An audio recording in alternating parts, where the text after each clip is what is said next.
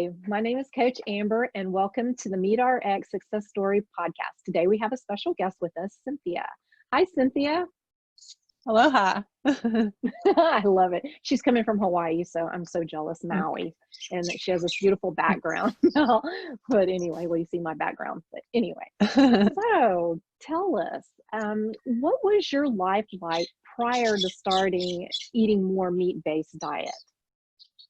Well, I guess I kind of like cruised through my 20s and early 30s like everybody else. I thought that I needed to eat a quote unquote balanced diet, and that needed to include a lot of grains and a lot of vegetables, a lot of fruit. And I was having a little bit of health issues that I thought were normal. And, you know, some things that were just like if I ate out at a restaurant, I would feel bloated afterwards, that sort of thing. Again, being taught by society that this was normal, I thought, well, that's just the way it goes. It's like sometimes we have health issues and sometimes we feel gross after we eat. So I met this guy that owned a gym, and his teacher was Charles Poliquin, who became my mentor. And Charles Poliquin was a legend in the strength coach community. He's absolutely the best strength coach, in my opinion, that ever was. And so I started learning all these things, like you don't have to feel that way after you eat, and you don't have to have these health issues. And so I started adopting, first I cut out gluten, which cut out a lot of grains for me. And after I cut out the gluten, I realized that I felt so much better. And then I cut out sugar, and that was a real game changer for me, because that was the root of some of my, my discomfort and my health issues. I had some yeast issues and things like that. So, and I think that's common to a lot of women in their late 20s. And so I started realizing that I didn't have to have these issues, and I could actually be a more optimal version of myself. And so that's when I started increasing my my protein. But I kind of I guess through my 30s, I did do that. But then when I became 40, my daughter asked me to train her for the 400 meters. She was 11. She said, "Mom, I want to run in college like you did." And I had not run for 20 years. So we got out there and we ran a lap around the track and pretty much almost died, crawled across the finish line.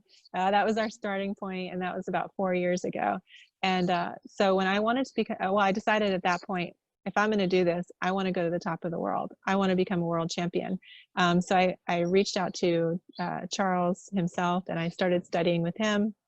And he was a big advocate of the meat and nuts breakfast and increasing meat in your diet. And I think he was I believe he was one of the first pioneers in the athletic arena to have his athletes not rely on carbs and really rely more on meat. Particularly, he was a big fan of red meat as well. And so I started studying with Charles, and I started really increasing my meat. And I just, my health went from good to best. My athletic performance just skyrocketed. So I'd say my training is important, but my nutrition is more important, if that kind of sums it up. I absolutely love how you said that you want to be your optimal self, because I think so many times, there's a big difference between surviving and being okay and maybe not having a disease per se, but then being your optimal self. I love how you attack the whole thing. That is just so awesome. So can you go over a little bit more of any health issues that you might have had? You mentioned kind of like a yeast problem. Was there anything else that was going on with you? Yeah, I would say that my cognition wasn't as sharp. I was moody, really a lot, like very moody. My hormones were unbalanced for sure. I would, be kind of not depressed, but I'd go through mood changes, whereas now I am just happy all the time. And I think that's why I always want to share my story, because I want everyone to feel this good too. That's why I actually became a metabolic practitioner. So my job is to tell people what to eat. And my clients are mostly Olympic athletes, professional athletes, and also patients that my doctor sends me when he can't figure out what's wrong with them. So I deal with a lot of autoimmune issues, and I just want everybody to be happy and be at their best and be at their optimal self. And so that's why I chose that to pursue that profession as well. So I use myself as an example. I ran faster at age 43 last year than I did 22 years ago in college. So I am really an advocate of like changing your epigenetics, changing your genetic expression, and becoming better than what you even thought you could be. I love that. And I can absolutely completely relate to you that when you feel so good, you just want everybody else to feel the same way you do. So you can't shut up about it, and you just Yeah. want to help more and more people. And that's why I do what I do. So I totally can relate with that. And I'm so Exactly. happy that you've got your foot in the door and are helping athletes, not just even the normal person, you're helping so many. So I think that's a cool thing, because especially like with athletes, it's always you're supposed to eat this one way. And now you're Yes. presenting a different way that maybe might be better for them. So I love Yeah. I remember Charles one time in a seminar saying, okay, who here is a trained dietitian or a trained nutritionist? And like one or two people raised their hands, and he said, okay, unlearn everything you learned. And not to say that all dietitians and nutritionists don't know what they're talking about. Of course not. That's not what I'm saying. But I'm saying that what you have to realize is that big money kind of controls what's being, excuse the pun, fed to us information wise. I had, let me see if I can say this without saying who it is. I have an athlete who is #1 in the country in his sport. And so he's the best that the USA has to offer at world competitions, elite athlete, not masters like myself, but elite. And he went to college at a very prestigious college, very popular college. And his head nutritionist at that college was on the board for Kellogg's. And he said, I don't know a lot about nutrition, but I know that when our head nutritionist told us that we should eat Pop-Tarts, that was probably not a good thing. So you have to understand that this is where people are always like, well, how come people don't know better? How come people don't know that meat is healing for you? It's because it comes from these lobbyists for these large corporations. I mean, no, of course not. Of course, these athletes should not be eating Pop-Tarts. That is complete junk. Come on. Everybody knows that, that's not what athletes need to thrive, but that's what they were taught. And so a lot of times, even the nutritionists are taught. So you can imagine that at this prestigious school, they're teaching their nutritionists to also teach that. And that's where you get a lot of misinformation from. I could not agree more. And that is just so frustrating. And Yeah. that's why I decided I was not going to get a degree in nutrition, because I didn't want to be bound by that. And I couldn't sit through that. So, thank you for what you do. That is really awesome. I love that. Okay. Sure. So And the bottom line is what I spoke with Sean about is that the results speak for themselves. So my athletes are thriving. They're at the top of the world. My autoimmune patients, who have been sick for years, 8 years, 10 years, they no longer have neuropathy. They no longer have, so one lady threw up on her cycle every month for 8 years. I eliminated that within 8 weeks. Like, it's just, the results speak for themselves. So, vegans and vegetarians can preach to me all they want about how healthy that they think plants are and this sort of thing. But I know that when I change my clients to a primarily high protein meat-based diet, they thrive. And when I see that, that's what keeps me going. awesome. Love, love, love. Give us an idea of what you eat on a day-to-day basis, and how did you first start? You kind of mentioned that you had eliminated grains and that kind of thing, but what did you actually start with? And maybe even give us an idea of like how much you ate. I know especially females are always very curious, how much meat do you really eat, Yeah. Those are great point. I think the main thing when you're changing your dietary patterns, so I realize that a lot of your clients are not, or your viewers are not necessarily athletes, which is fine. And then some of them may be. So if you're not an athlete, you're still going to eat like an athlete, because, frankly, you should be exercising 3 times a week. Maybe you don't like exercise, but you could start small. So I think the same way to approach the diet is what's key, is that you can start small. So maybe you can start by eliminating grains, and then you start eliminating fruits and sugar.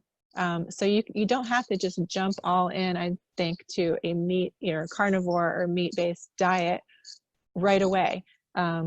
You can do it a little bit at a time, but your ultimate goal is that you really want to have that, in my opinion, protein first, because protein will stimulate the hydrochloric acid in your stomach to digest your food better. It'll stimulate gastrin, which cures depression. So you actually get to digest your food and uptake your nutrients, whereas the carbohydrates and the grains and that sort of thing, especially corn, it interferes with that. So what do I eat? How did I do it? So I started eliminating things like that, and then I just kept adding more and more high quality meats. So of course, Charles outlined everything for me. He was a great source, and his information is great. But so I increased my red meat especially, and I'm a huge advocate of red meat. Luckily for me, we have Maui Cattle Company here on the island, which is all grass-fed beef, and it's inexpensive compared to mainland beef that's shipped in. There's a group called Mahi Pono, and they purchased sugarcane land. The sugarcane industry went out of business a few years ago here, and the land is just sitting there. And so what's happening is, like, these dust storms come up, sometimes wildfires. So this group called Mahi Pono purchased the land, and they are planting crops that are not reliant on glyphosate and things that Monsanto uses, for instance. They're non-GMO, very awesome, high quality crops. And then they also took that land and they made it into the cattle grazing land. So they have about 4 ranchers they work with. Mahi Pono just partnered with Maui Cattle Company, and we have this abundant supply of grass-fed cattle here. And I just could not be more thrilled or more supportive of that group for doing that, because it's really benefiting our island. As we know, regenerative agriculture and grazing ruminants take carbon out of the atmosphere, it rebuilds the soil for future sustainability. Plus we have the meat right here on our island. I mean, I just couldn't be more thrilled. So I am a big, I include a lot of Maui Cattle Company meat into my diet because it's local and it's grass-fed. So I have red meat for breakfast because it sparks the neurotransmitters dopamine and acetylcholine for you to have energy and focus for your morning. And then I do whey protein, usually about 2 hours later. And then for lunch, I do another meat-based meal.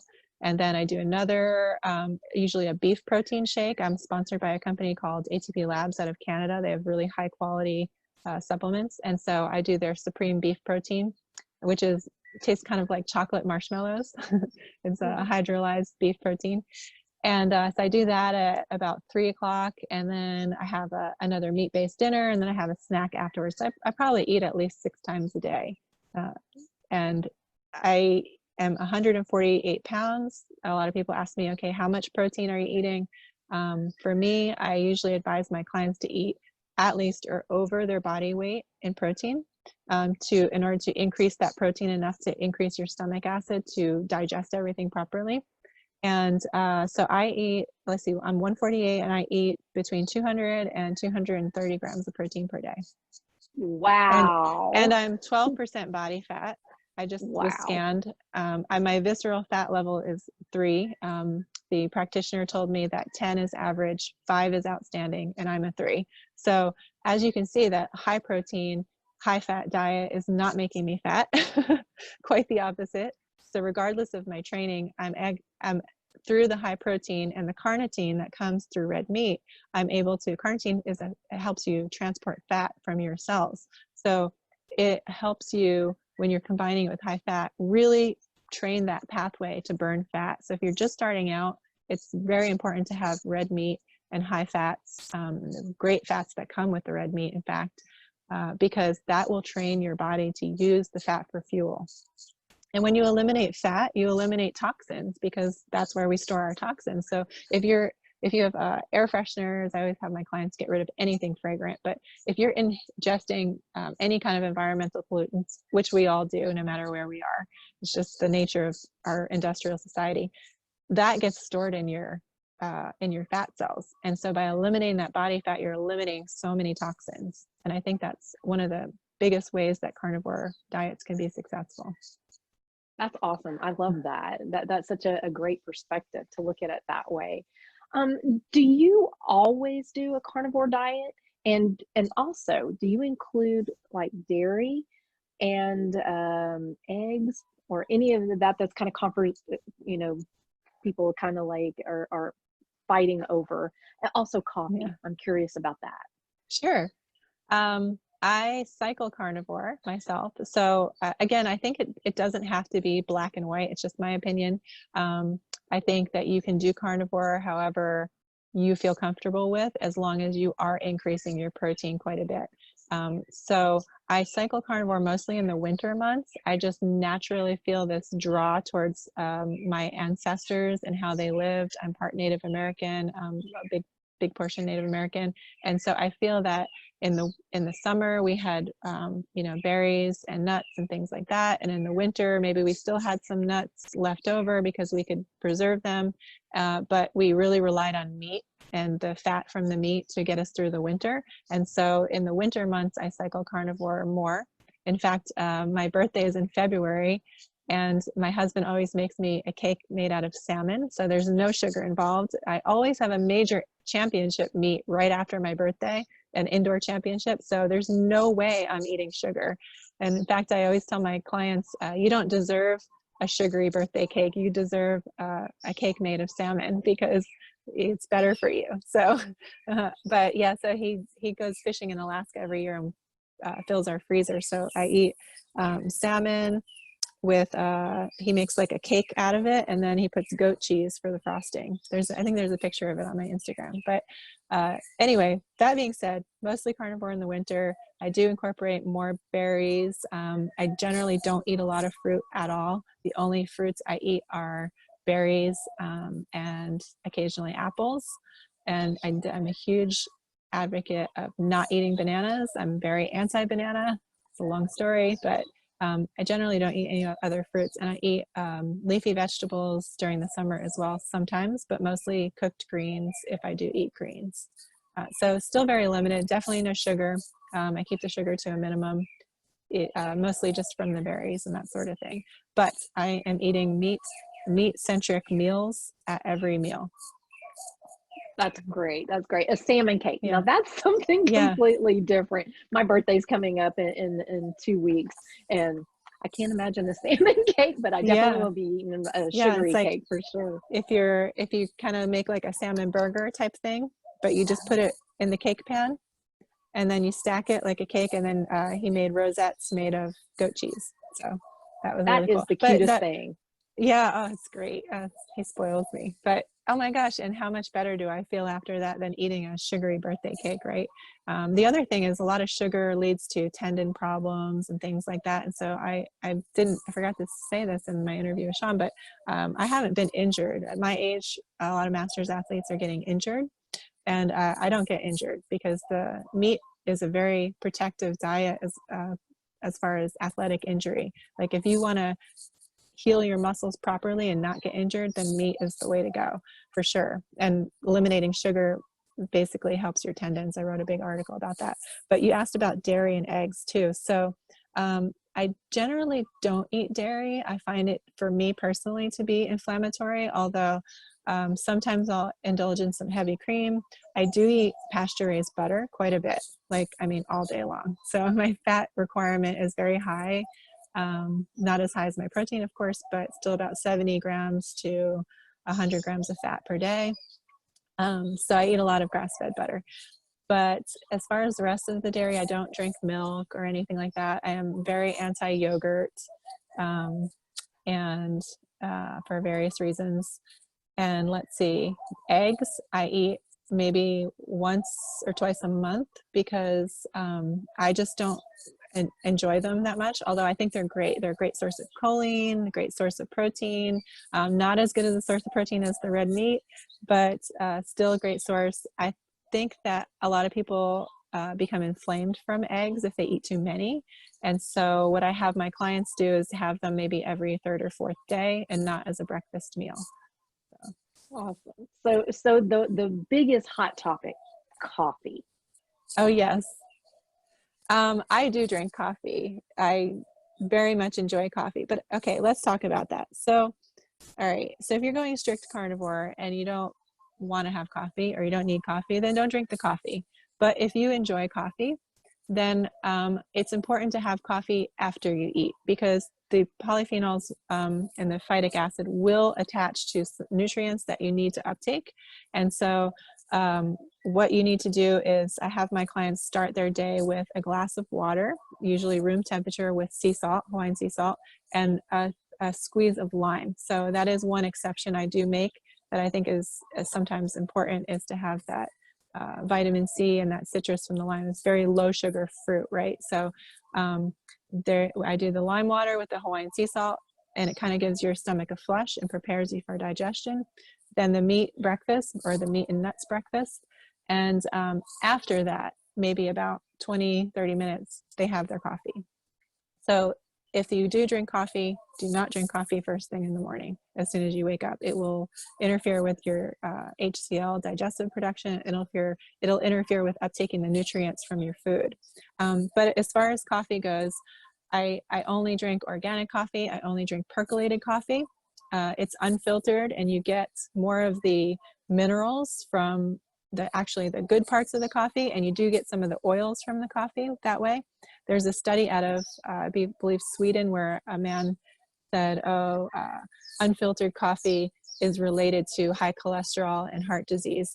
And you read this study and it's just complete bogus. It's crap, because what he's doing is he's finding people who smoke a lot and eat crappy food and also drink unfiltered coffee. So I don't give any credence to this study out of Europe.